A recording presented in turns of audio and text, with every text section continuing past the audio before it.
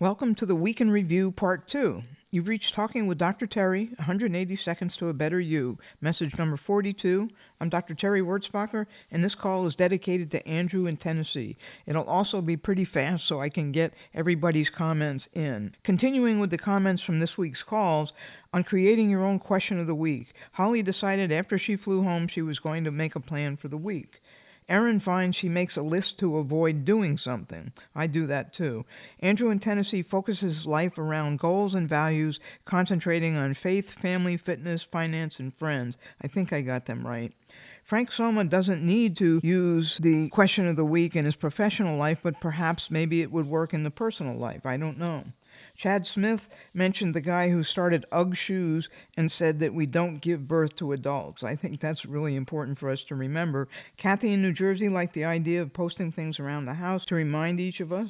Putting it in reverse to move forward. Aaron told me how important debriefing was after every trip that he took and how that helped him establish all these successful businesses.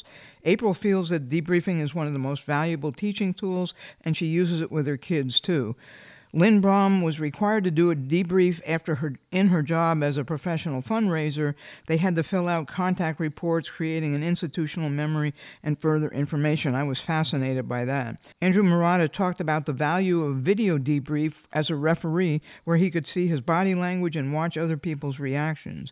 Tim had a technique of stopping a meeting in the middle and doing what they called a post-mortem.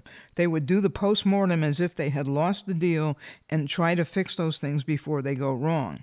Repetition. April made me laugh. She said that if doctors sang to her or danced or created a poem, she'd remember everything. She obviously doesn't want me to be her doctor. Jove said that as a coach, repetition is vital and we need to seek to understand the brain better.